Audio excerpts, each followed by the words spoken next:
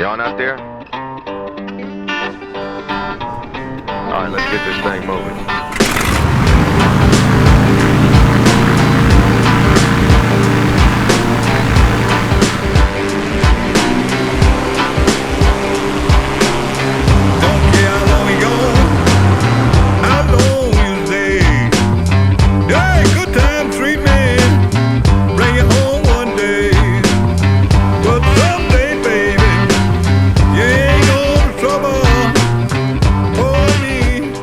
We're back with the flight around the World Series.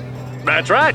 Regrettably, I'm actually going through with it, because it turns out this is quite an undertaking. In the first episode, I flew from Albany to Fredericton, Canada, which was 360 miles, 2.5 hours, and an estimated 1.8% of the total distance. So there's quite a ways to go. In this episode, I'll show how I tackled one of the biggest challenges of the journey, crossing the Atlantic. To get in position for that, I'd be going to an island called Iles-De-La-Madeleine. It's in the middle of the Gulf of St. Lawrence. Then on to Gander, Newfoundland. But someday, baby, you ain't gonna trouble me anymore. Good, bad girl, better get those, get gone, had a great time, got me pretty good, had a good thing, going, got more than you gave, goddamn it now, give it to the girl, you got game. Good, bad girl, better get those, get gone, had a great time, got me pretty good, had a good thing, going, got more than you gave, goddamn it now, give it to the girl, you got game. Yeah, goodbye, baby. Here we go and gone. Yeah, without love, you can't stay long. But someday, baby, you ain't gonna trouble me anymore.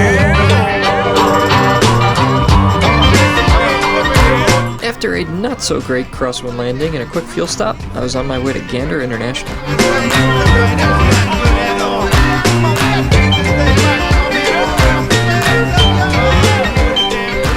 Before long, I was across the Gulf of St. Lawrence and got to see an awesome sunset, which was the perfect backdrop for Newfoundland's crazy interesting landscape.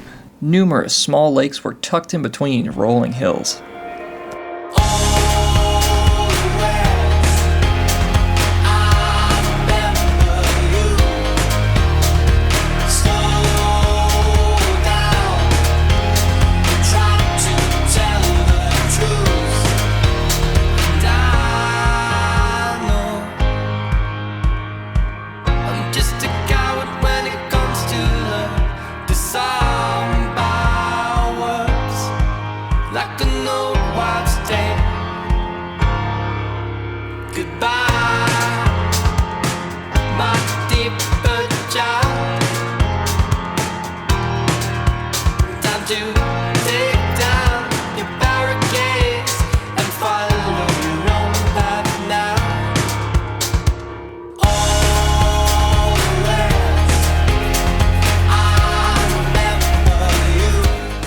I couldn't enjoy it for too long though. Before I knew it, I was landing, refueling, and starting the two most challenging legs of the journey.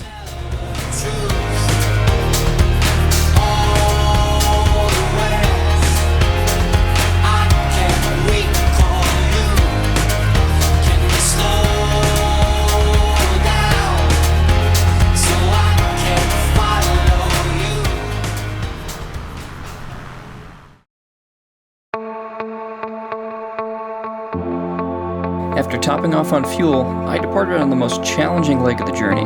I'd be flying almost 800 miles over open water just to reach the next patch of land in Greenland.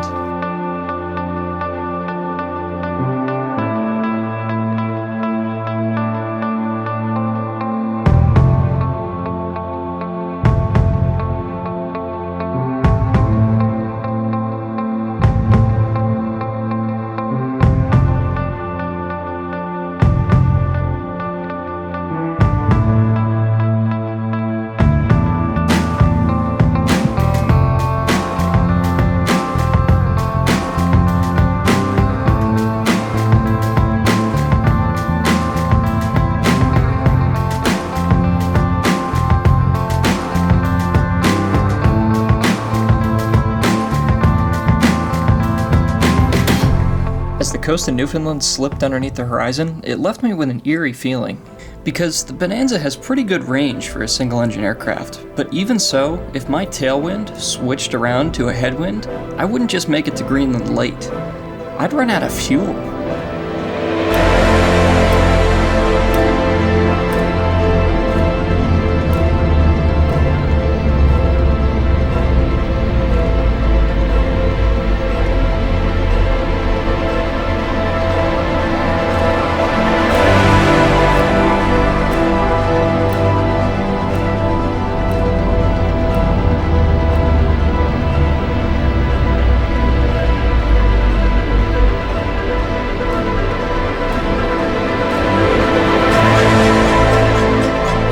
More so than any geography lesson I've ever sat through, flying this leg showed me just how massive our world's oceans are. Although flying at almost 200 miles an hour, I appeared to be completely stationary.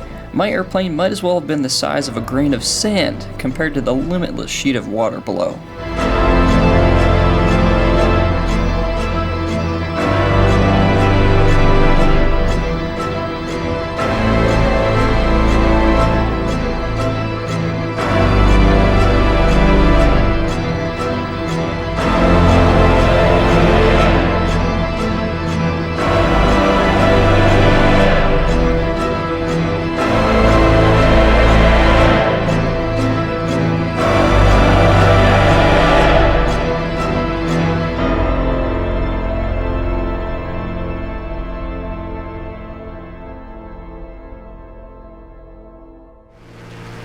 After over 3 hours of flying over open water, the sun began to set, and Greenland rolled up from underneath the horizon. So you'll probably notice these next couple shots are actually at an earlier time of day than the last one, and that's because I had to turn it to daytime to find a place to land. Even though it has one on the charts, Flight Sim actually doesn't have an airport in Greenland, so I just kinda had to find a safe place to land and just send it, because I didn't have much fuel left, and, well, I was landing whether I wanted to or not. You guys silly? I'm still gonna send it.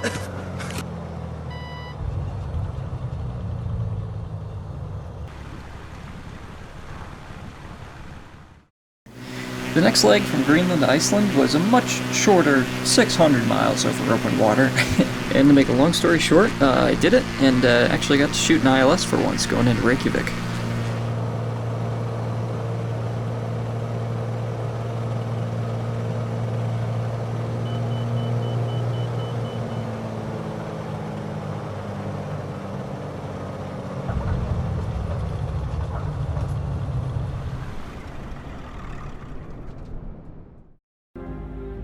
Reaching Iceland was a huge milestone. I had traveled over halfway to the other side of the Atlantic, so I decided to explore Iceland for a little bit before making the next hop.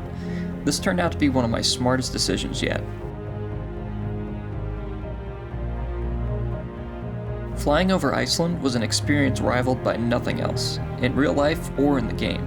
Volcanoes, hot springs, glaciers, mountains, and black sand beaches all combined to make this one of the most incredible places I've ever seen.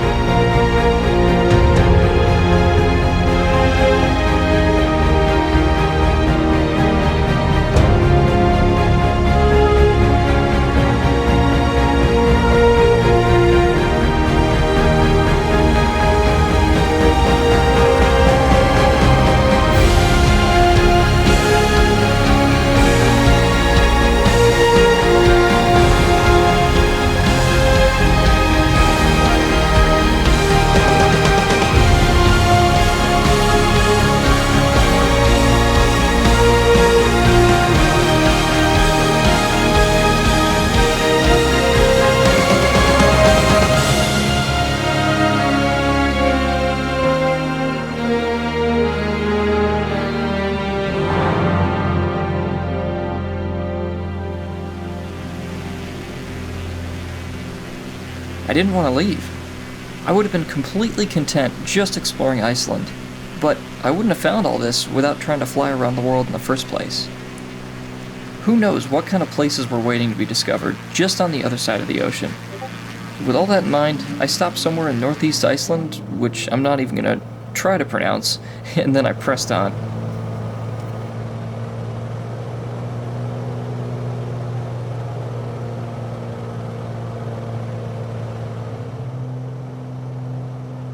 As I was leaving, I got one last look at some incredible terrain before Iceland faded away behind the clouds.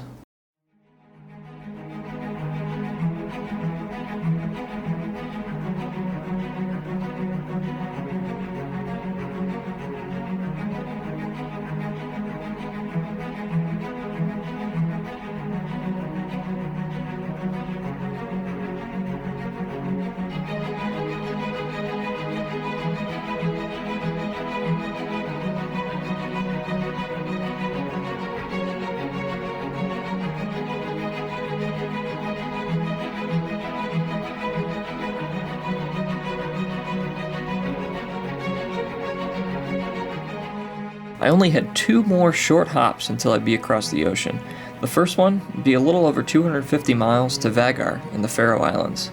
Those islands consisted of rocky cliffs that protruded straight up out of the sea. I could tell this was one of those places that Flight Sim kind of struggles to recreate. Nonetheless, it still looked amazing.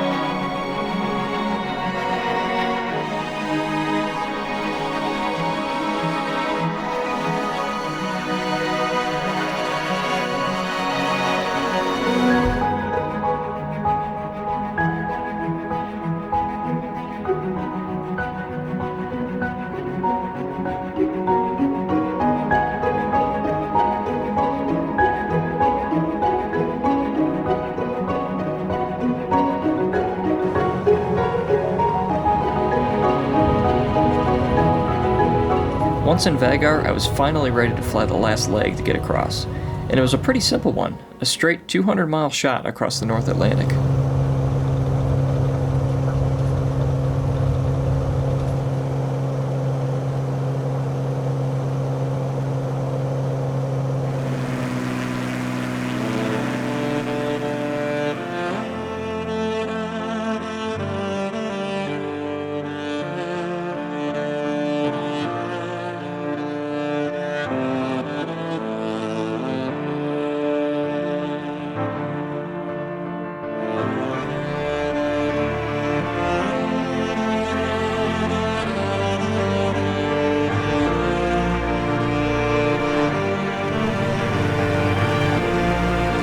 Miles over open water dragged on and on until finally, through a patch of clouds, Scotland appeared.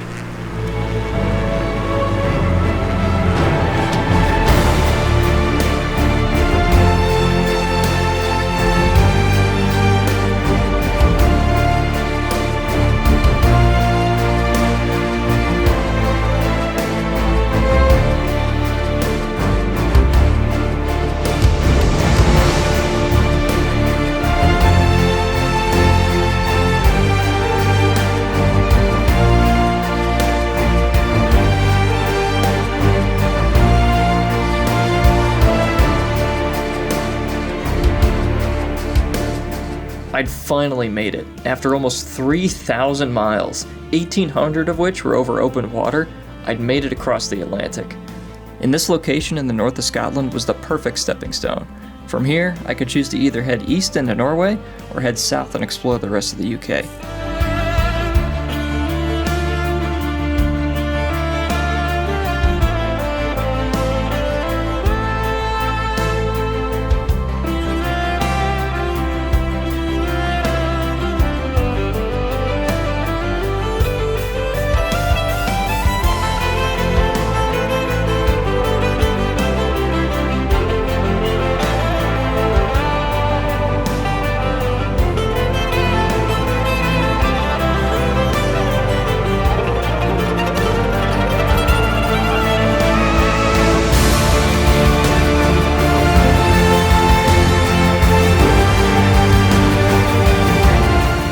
that, it's time to end. Be sure to like, subscribe, and all that nonsense. Or don't. I really don't care. But most importantly, thanks for watching.